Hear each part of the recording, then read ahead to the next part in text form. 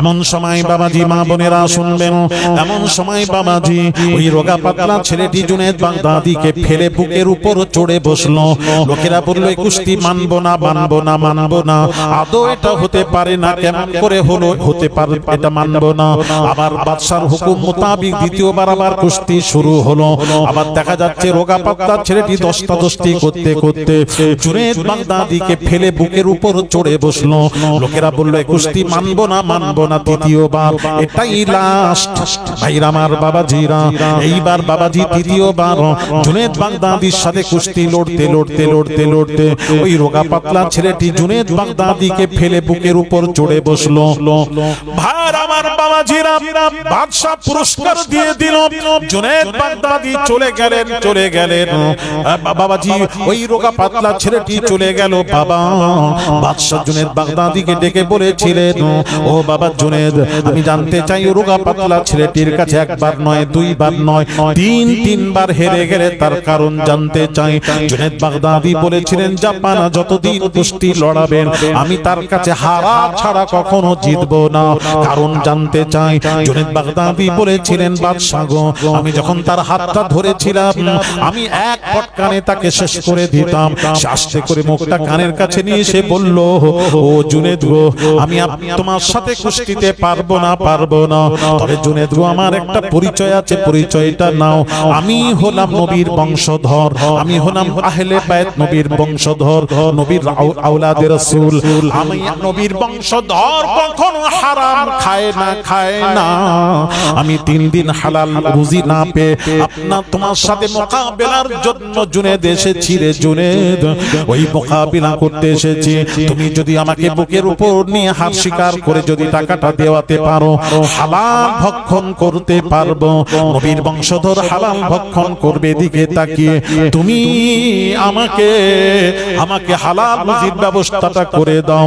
এই কথা যখন পরিচয়টা শুনলাম নবীর বংশধর, জুনেদ বাগদাদি বলছেন, জাপানা বাদশা শুনুন, শুনুন, ওই রাসূলের বংশধর নবীজি বলেছেন, আমার বংশধরের তাজিম করলো সে, আমি রাসূলুল্লাহ তাজিম করলো। আমার বংশের যে বাবাজি বেয়াদবি করলো সে রাসূলুল্লাহর সাথে বেয়াদবি করলো। সুতরাং আমি তাকে ফেলে বুকের উপর বসা মানে রাসূলুল্লাহর বুকের উপর বসার সমান হয়ে যাবে। জাপানা যা বাদশা শুনুন, শুনুন, ওই নবীর বংশধরের সাথে যতদিন বেঁচে থাকবো আপনি কুস্তি যদি লড়ার, আমি হারা ছাড়া নবীর বংশধরের কাছে হারা ছাড়া জিতবো না। ও বাবাজিরা, মা বোনেরা, ওই রাত্রিতে জুনেদ বাগদাদি স্বপ্ন দেখছেন। দয়ার নবী রাহমাতুল লিল আলামিন স্বপ্নে হাজির হয়ে বলেছিলেন, ও জুনেদ গো, আমার নবীর বংশধরে তাজিম করার কারণে আমি রাসূলুল্লাহ সন্তুষ্ট, আমি রাসূলুল্লাহ সন্তুষ্ট। ভাইরা আমার বাবাজিরা, আমি রাসূলুল্লাহ সন্তুষ্ট, আমি রাসূলুল্লাহ সন্তুষ্ট। ভাইরা আমার বাবাজিরা, আল্লাহর নবী স্বপ্নে বলছেন, জুনেদ গো, আমার বংশধরে তাজিম করার কারণে আল্লাহ সন্তুষ্ট হয়ে আল্লাহ তাআলা তোমার নামটা ওলির দফতরে লিপিবদ্ধ করে দিয়েছেন। জোরে জোরে বলুন। হ্যাঁ, রডে একটা অ্যাড দেয় দেখবেন, যে চেনে সেই কেনে, চিনলে তো কিনবেন। আপনি আমাকে ইজ্জত সম্মান কখন করবেন? যখন বুঝবেন নবীর বংশধর। ওরে বাপ রে, কার সাথে বেয়াদবি! চিনলে তো আপনি কদর করবেন, আমার নবীকে চিনলে তো কদর করবেন। আজ এরা নবীকে চিনেছে আমাদের মত, নবীকে চিনেছে আমাদের মত, তাহলে সে নবীর কদর কি করে করবে বলুন? আমার কথা কি বোঝাতে পারছি? নবীকে বলেছে আমাদের মত। সে কি একজন ব্যাখ্যা করেছে, এক বাংলাদেশের এক বক্তা কি বলেছে জানেন? উনি ওয়াজ করছেন, যতবার জিবরিল আমিন নবীর কাছে এসেছিলেন, এই ওয়াজটা শুনুন, যতবার জিবরিল আমিন নবীর কাছে এসেছিলেন, যতবার মানে প্রত্যেক নবীর কাছে ফেরেশতারা হাজার হাজার বছরে 200, 300, 400 বেশি নয়।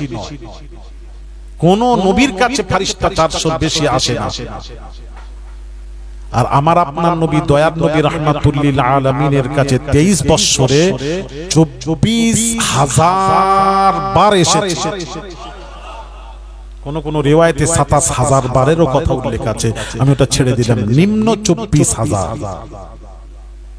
আমার নবীর ফজিলত কত? 23 বছরে 24,000 বার। কোন নবীর কাছে এত জিবরিল যান। ভাইরা আমার, বাবাজিরা, ওই বক্তা বলেছেন যতবার রাসূলুল্লাহর জিবরিল আমিন রাসূলের পাক সাল্লাল্লাহু আলাইহি ওয়াসাল্লামের কাছে এসেছেন, যতবার এসেছেন রাসূলুল্লাহর কাছে, যতবার জিবরিল আমিন এসেছেন, এসে কি বলেছিলেন? ইয়া রাসূলুল্লাহ, আপনি মিসওয়াক করুন, আপনি মিসওয়াক করুন, কারণ আপনার মুখ থেকে দুর্গন্ধ বের হয়। জোরে জোরে বলুন। ওই তো সুবহানাল্লাহ বলে, এবার কি বলবে? এবার এর কি মীমাংসা করব? এটা দুটো গ্রুপ হয়ে গেছে। একটা গ্রুপ বলল নাউজুবিল্লাহ, আর এক গ্রুপ বলল সুবহানাল্লাহ। মানে দুই গ্রুপের লোকজন আছে এখানে।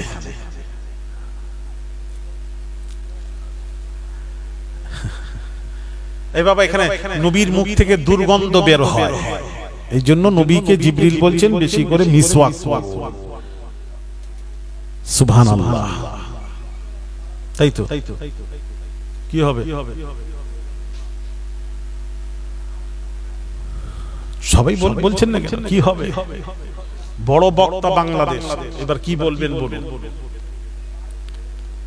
বলুন। এই তো ব্যাখ্যা, এই যে বলছিলেন না ব্যাখ্যার মধ্যে পার্থক্য আছে, এগুলি আমরা বোঝাবো না। আমরা যদি না বোঝাই, ছেলেগুলা তো ইউটিউব দেখে দেখে তো বাবাজি নষ্ট হয়ে যাচ্ছে যে বাংলাদেশের বড় বক্তা। আস্তাগফিরুল্লাহল আযীম, আমার নবীকে সাধারণের সাথে মিশিয়ে দিল বড় বক্তা।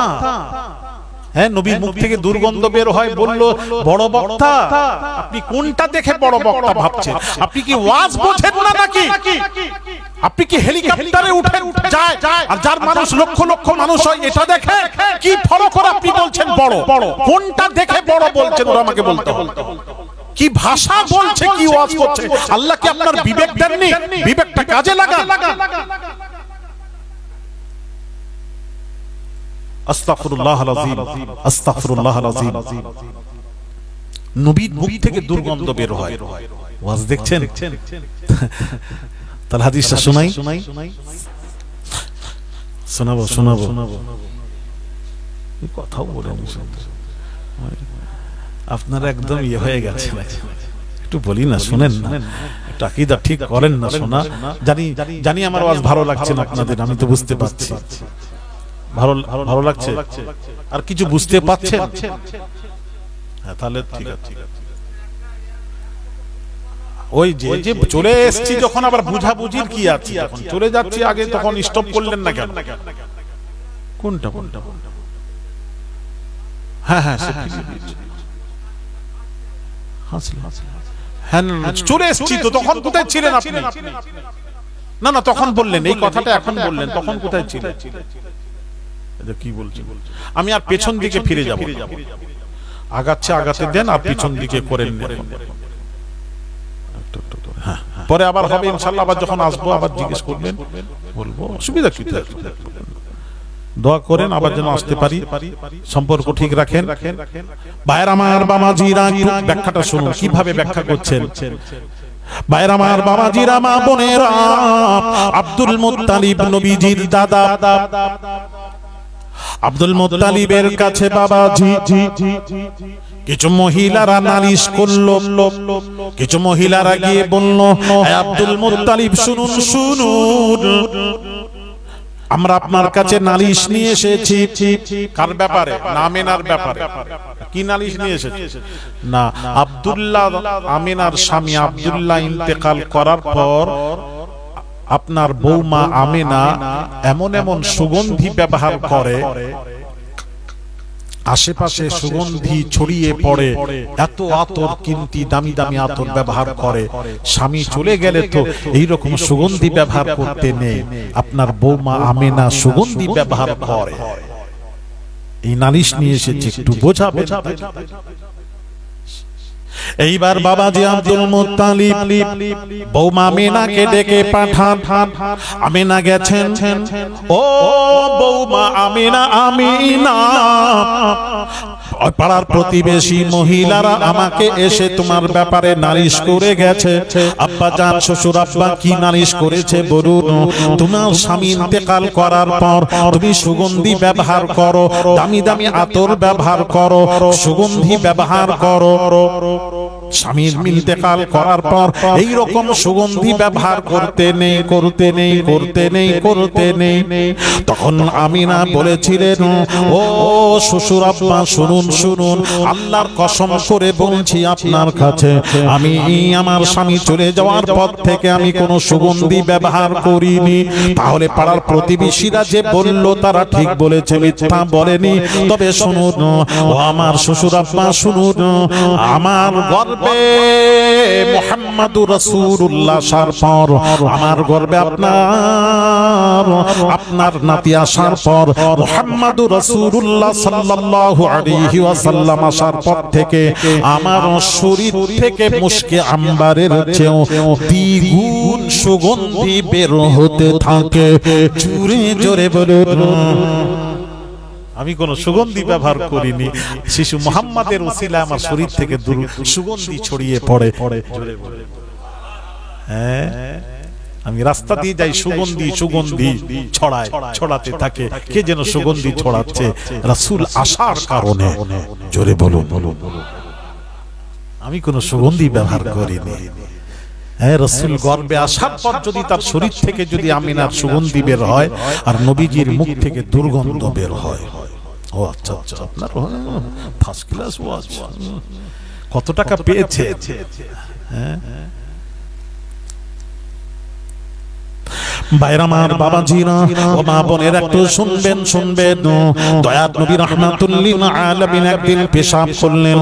বাবাজি আব্দুল হক মুহাদ্দিস দেহলভী রাহমাতুল্লাহ আলাইহি মাদারিজুন নবুওয়াত কিতাবের মধ্যে লিখছেন হাদিস শরীফ। বাবাজি, বাইরামার বাবাজিরা, আল্লাহর নবী পেশাব করলেন, একটা পাত্রে পেশাব করে রেখে দিলেন।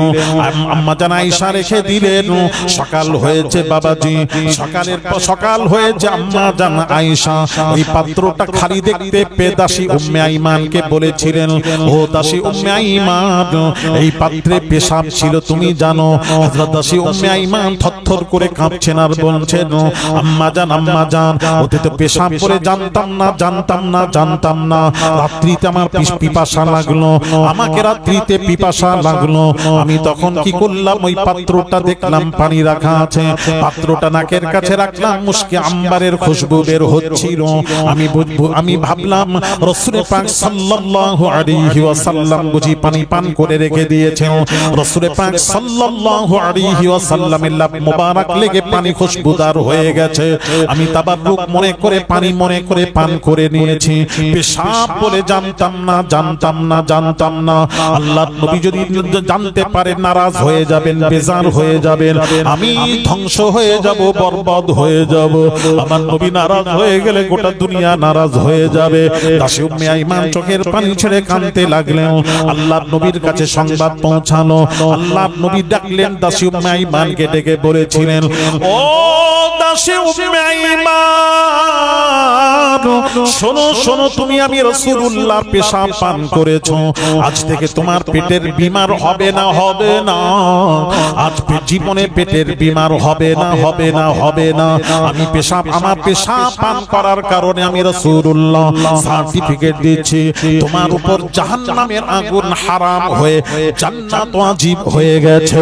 জোরে জোরে বলুন। ভাইরা আমার বাবাজিরা, বাবাজিরা বর্ণনাকারী রাবী বর্ণনা করেন, ওই দাসী উম্মে আইমানের যত ছাত্রী না ছাত্রী পর্যন্ত, বংশ পর্যন্ত যত সন্তান হতো, সব সন্তানের শরীর থেকে মুশকে আম্বারের খুশবু বের হতো। জোরে জোরে বলুন। আর রাসূলের মুখ থেকে দুর্গন্ধ। বিবেকটা কাজে লাগান। বিবেক মেনে নাই আপনাদের? বিবেক কি মেনে নিয়েছে? এটা হতে পারে, সবাই বলছে না, তার মানে সব খেয়ে বসে আছে।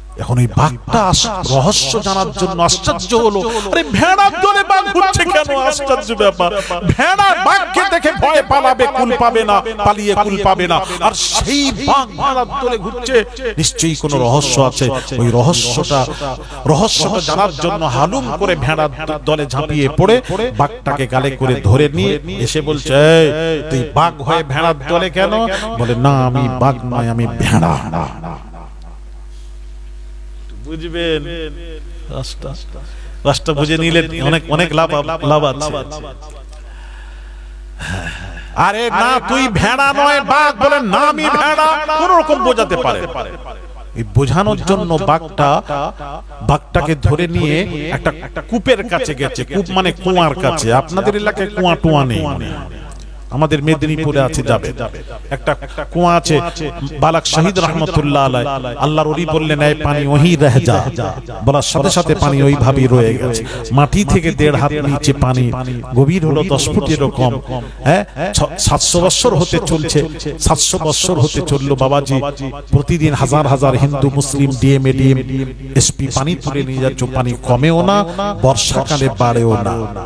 এই কুয়াটা কারা কারা দেখেছেন হাত তোলে? অনেকেই গেছেন। আমি ঠিক বলছি তো? এই কুয়ার পানি আপনারা কত বছর দেখছেন? কথা বলেন না, কে কবার দেখেছেন বলেন তো? অনেকবার দেখেছেন। তুমি 3 বার দেখেছো। যতবার গেছো কুয়ার পানি কি কতটা বেশি দেখেছো, না কমে গেছে দেখেছো, না যেমন কে তেমন দেখেছো? ওই যে দড়ি বালতি ওই রকমই আছে, যেমন দেখে আসবে, এগুলো লক্ষ্য করবে, ফলো করবে। সামান্য পানি একটা টর্চ মারবে, এবারে যাবে, টর্চ মেরে দেখবে নিচে পয়সা পড়ে আছে, অনেক পয়সা দেয়, পয়সা পড়ে আছে দেখা যায়। আল্লাহর কসম, ৭৮-এর বন্যায় আমরা দেখেছি সব ডুবে গেছে মেদিনীপুরে। ওই কুয়া পানি বাড়ে না, যেমন কে তেমন। কেন? কমেও না, তুললে যে কমবেও না, বর্ষাকালে বাড়েও না। কেন? আল্লাহর ওলি বললেন ওই পানি ওহি রহ যা, ওখানেই রয়ে যা। আল্লাহর ওলি জবানের কথা হাদিস শরীফে এসেছে, বুখারী শরীফের নবীজি বলছেন, এমন এমন বান্দা আছে দুনিয়াতে, আল্লাহর বান্দা, মাহবুব বান্দা, প্রিয় বান্দা, তাদেরকে দেখলে আপনি কাছে বসতে দেবেন না, কিন্তু তারা জবান থেকে যা বলে দেয় তাই হয়ে যায়। জোরে বলেন না সুবহানাল্লাহ। আমি আহমদাবাদে জলসায় গেছি, আহমদাবাদে জলসায় গেছি, ওখানে একটা ঘটনা শুনেন। দরগা শাহ আলম আল্লাহর ওলি দরবারে, উনার অনেক ঘটনা আছে। রাসূল পাক সাল্লাল্লাহু আলাইহি ওয়াসাল্লামের কাছে এসেছিলেন, নবীজির কদমের ছাপ মোবারকটা ওখানে আছে, অনেক কিছু আছে। নবীজি একটা দর্শ দিয়েছিলেন যে গদিতে বসে, সে খাটিয়াটা এখনো তোলা আছে, নবী ওই খাটিয়ায় বসে হাদিস শরীফ পড়িয়েছিলেন, দর্শ দিয়েছিলেন ওনার পরিবর্তে। হ্যাঁ বাবাজি, অনেক ঘটনা। শাহ আলমের দরবারে গিয়ে উনি রাত্রে তাহাজ্জুদ পড়ার জন্য বের হয়েছেন। প্রতিদিন তাহাজ্জুদ পড়তেন। একদিন বের হয়ে হঠাৎ পায়ে, রাত্রিতে অন্ধকার তো, পায়ে ঠোকর লাগতে ওনার খুব জোর লাগতে উনি বললেন, মুখ থেকে বের হয়ে গেল, এটা পাথর না ইট না লোহা না মাটি? 3-4টি শব্দ বলেছিলেন। পাথর না লোহা না ইট না মাটি, এটা কি? এই 4টা কথা বলার পর সকালে উঠে দেখছে, আল্লাহর কসম, ওটা পাথরও আছে, পাথরও হয়ে গেছে, ইট হয়ে গেছে, লোহা হয়ে গেছে, মাটিও রয়েছে। ওই একটার মধ্যে সবকিছু জমা হয়ে গেছে। জোরে বলে আমার চামড়ার চোখে দেখে, হাত দিয়ে দেখে এসেছে, গল্প শোনা, ওই আল্লাহর ওই জবান থেকে বের হয়ে গেছে। এটা কি? লোহা না পাথর না মাটি না আপনার ইট, যেটা 4টা শব্দ করেছেন, 4টা শব্দ ওখানে অ্যাড হয়ে গেছে। মানুষ দেখে আসছে, গবেষণা করছে পাথরকে নিয়ে। আল্লাহর ওলিদের জবান বাবা কেন হবে না? মান কানা লিল্লাহি কানাল্লাহু লাহু, যে আল্লাহর হয়ে যায়, আল্লাহ তার হয়ে। সৃষ্টি, तमाम পৃথিবীর সমস্ত সৃষ্টি বস্তু আল্লাহ তার তাবে করে দেন, সে যা বলে তাই হয়ে যায়। জোরে বলেন না সুবহানাল্লাহ। ভাইরা আমার, বাবাজিরা, হ্যাঁ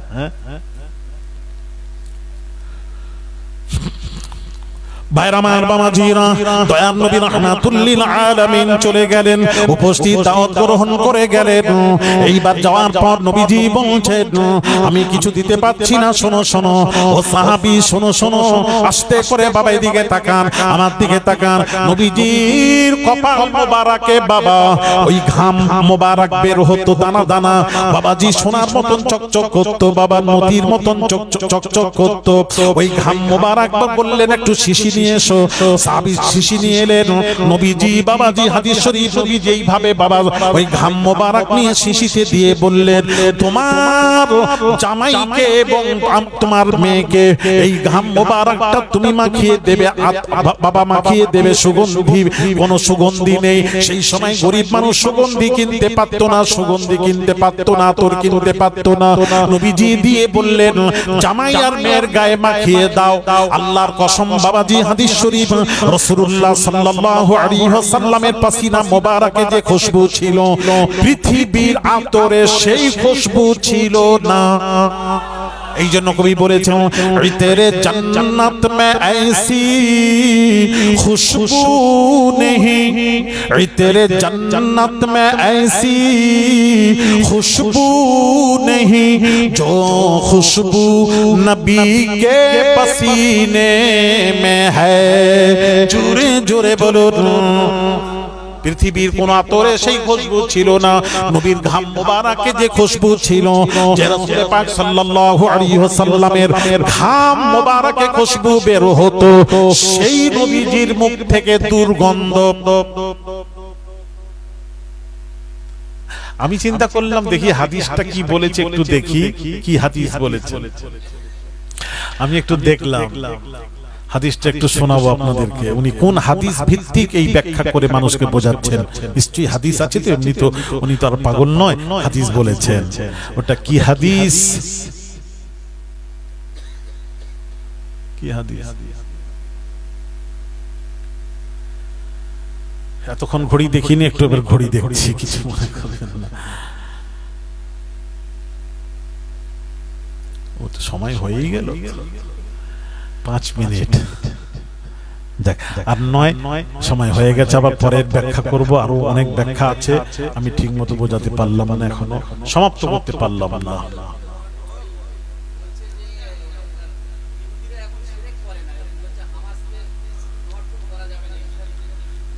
ওর কথা বাদ দাও না, কিছু বলছে। হ্যাঁ একটু বলবো, তুমি একা শুনবে বলছো তো? আচ্ছা, একটু শুনেন। উনি যে হাদিসটা বলেছেন, হাদিসটা কতটুকু সহি একটু আমাদের জানতে হবে না, একটু জেনে নিন। এই দেখেন আমার দিকে তাকান, দেখি হাদিসটা, দেখি মনে আছে কিনা করাই।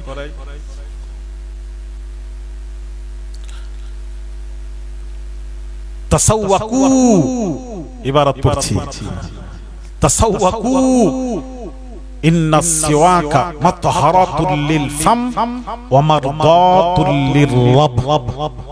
এটা হাদিসের ইবারত। জিবরিল আমিন রাসূলের কাছে এসে বললেন, কি বললেন জানেন? মা যা আনি জিবরিল, জিবরিল রাসূলের কাছে এসে বলছেন, কি বলছেন? মিসওয়াক করেন, মিসওয়াক করেন। মিসওয়াক দুইটি জিনিস, মিসওয়াক করলে দুইটি ফায়দা হয়, উপকার হয়, দুইটি ফায়দা উপকার হয় মিসওয়াক করলে। একটা হলো মাতহারাতুল লিল ফাম, মুখের দুর্গন্ধ দূর হয়। জগতের উজ্জ্বল নক্ষত্র মরহুম মুজাহিদ ইসলাম পীরে কামেল শাহ সুফি সৈয়দ আহমদুল্লাহ পীর কিবলা নওয়ারাল্লাহু মারকাদা এবং আম্মা জানের সবরে শানি ধার্য তারিখ চৈত্র মাসের প্রথম সপ্তাহ বুধবার ছিল। ওটা রমজান পড়ার কারণে এটা জ্যৈষ্ঠ মাসের 8 তারিখে করা হয়েছে। দাওয়াত দিলাম, সকলেই যাবেন। 14,000 আল্লাহর ওলি শুয়ে আছেন, একটু যাবেন। দাদা পীর হাজী মুস্তাফা মাদানী শুয়ে আছেন, ওখানে যাবেন। আমি ওখানে আপনাদেরকে বলবো, মনে করে দেবেন।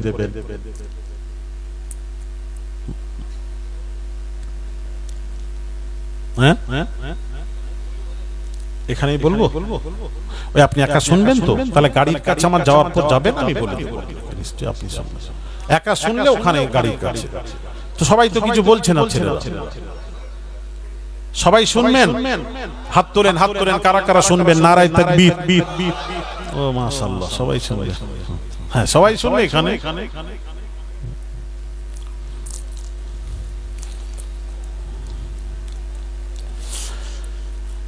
ভাইরা আমার, বাবাজিরা, ও মা বোনেরা শুনবেন, এত বড় বড় গুনাহ করার কারণ, গুনাহ করার পরও তারপর আমরা বানর শুকর না হওয়ার পেছনে নিশ্চয়ই কোনো রাজ রহস্য লুকিয়ে আছে। ওই রহস্যটা কোরআন থেকে পেয়েছি বাবাজি। আল্লাহ পাক কোরআন পাকে ইরশাদ করেন, মা কানাল্লাহু লিয়ুআযিবাহুম ওয়া আনতা ফীহিম। জোরে বলুন সুবহানাল্লাহ। এই কারণে আমরা বানর শুকর হচ্ছি না। কারণটা শুনতে চাইলেন আমি কোরআন থেকে বলে দিলাম, মনে রাখেন, মনে রাখবেন। কি হলো? ও আচ্ছা, বাংলায় বলে হুজুর কোরআন শরীফে কি একটা বললেন, আমরা তো বুঝি না, বাংলায় তরজমা করতে হবে। রাইট, বাংলায় তরজমা করি। মা কানাল্লাহু লিয়ুআযিবাহুম ওয়া আনতা ফীহিম। আল্লাহ পাক বলছেন, হাবিব আপনি, আল্লাহ বলছেন, এ হাবিব আপনি কি বলছেন? দাঁড়ান বাবাজি, সূরা বালাদ, লা উকসিমু বিহাযাল বালাদ। লা হলো যায়েদ, লা হলো ইস্তিফামিল ইনকারি। লা যদি ইস্তিফামিল ইনকারি হয়, আয়াতের তরজমা হবে, আল্লাহ পাক বলেন, লা উকসিমু বিহাযাল বালাদ। আল্লাহ পাক বলেন, হাবিব রে, আমি মক্কার কসম কি খাবো না, আমি কি মক্কা শহরের কসম কি খাবো না। ওয়া আনতা হিল্লুম বিহাযাল বালাদ। আল্লাহ বলছেন, বন্ধু হে হাবিব, আপনি মক্কায় অবস্থান করছেন আর আমি আল্লাহ মক্কার কসম খাবো না, এটা হতে পারে না। ভাইরা আমার, বাবাজিরা, আল্লাহ পাক বলছেন, মা কানাল্লাহু লিয়ুআযিবাহুম ওয়া আনতা ফীহিম। আমার আল্লাহ পাক বলেন, আল্লাহ পাক বলেন, হাবিব আপনি উম্মতের মাঝে থাকবেন, উম্মতের মাঝে থাকবেন, আর আমি আল্লাহ আপনার উম্মতকে বানর বানাবো, শুকর বানাবো, বড় বড় আযাব নাযিল করব, এটা হতে পারে না। আরো জোরে বলুন। তাহলে কোরআনের আয়াত দিয়ে বোঝা গেল নবীজি আমাদের মাঝে রয়েছে। জোরে জোরে বলুন। আমাদের মাঝে থাকার কারণে আল্লাহ আমাদেরকে বানর শুকর বলছেন। কি করে বানাবো? বন্ধু আপনি উম্মতের মাঝে থাকবেন আর আপনার উম্মতকে আমি বানর বানাবো, শুকর বানাবো, এটা হতে পারে না। জোরে জোরে। তাহলে নবী আছেন না চলে গেছেন? আছেন। এইবার প্রশ্ন, কোথায় আছেন? এটা প্রশ্ন আসবে। আমাদের মাঝে আছেন, এটা তো প্রমাণ হলো। আমাদের মাঝে আবার কোথায় আছেন নির্দিষ্ট, ওটা আপনারা গাবতলার এলাকাবাসী বলবেন। যেহেতু গাবতলায় ওয়াজ নসিহত এত হয় এলাকায়, আপনারা শুনে শুনে বোধহয় হিসেব নেই কত জীবনে ওয়াজ শুনেছেন, তাহলে আপনারা বলবেন। আর যদি বলেন আজকেই শুনতে এসেছি প্রথম ওয়াজ, তাহলে আমি বলবো কি করবেন?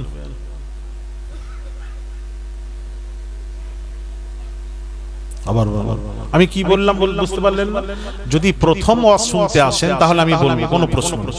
আর যদি বলেন ওয়াজ কত শুনেছি হিসেব নেই, তাহলে দয়া করে আপনারা বলুন। তাহলে আমাকে আনোনি কেন?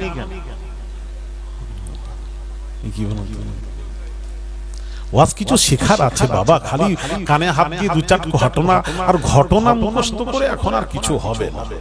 এখন আমাদেরকে বুঝাতে হবে ঈমান থেকে নষ্ট হয়ে যাচ্ছে, দূরে সরে যাচ্ছে, সরিয়ে দেওয়া হচ্ছে, রাসূল থেকে দূরে সরানো হচ্ছে, এগুলি বোঝাতে হবে না? কোরআন হাদিস থেকে সবকিছু কোরআন হাদিসে আছে, আপনি বলুন, মানুষকে তুলে ধরুন, সঠিকটা তুলে ধরুন। আমি তো বড় বড় বাংলাদেশে যখন বলি, বড় বড় আলিম ওলামা মুহাদ্দিস মুফাসসির বসে থাকে, আমার ওয়াজ কথা শোনা, বলে হুজুর আপনি যেসব কথা বলেন আমরাও পাইনি। আমি পাবেন কোথায়? সমুদ্রের তল দেশে গেলে পাবেন, আপনারা তো পৌঁছান না তল দেশে।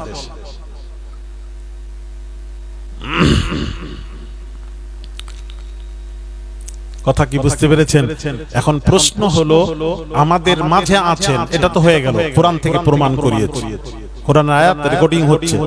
হ্যাঁ, আমি গল্প টল্প বলি না বাবু, যে রেকর্ডিং হচ্ছে, কোরআন হাদিসের ওয়াজ করি। তো কোরআন দিয়ে প্রমাণ করালাম। এবার প্রশ্ন, আমাদের মাঝে রয়েছেন, এবার আমাদের মাঝে কোন জায়গায়, নির্দিষ্ট কোন জায়গায় রয়েছে, এটা একটা প্রশ্ন। এটা আমি খুঁজছি, ইনশাআল্লাহ পেলে আপনাদের সামনে তুলে ধরবো, ইনশাআল্লাহ মনে করবেন। এই জন্য আমরা, কথা বুঝতে পেরেছেন, এই জন্য আমরা বেঁচে যাচ্ছি, না হলে আমরা ধ্বংস হয়ে যেতাম, বরবাদ হয়ে যেতাম। তাহলে বোঝা গেল আমাদের নবী যাননি, আমাদের নবী আছেন।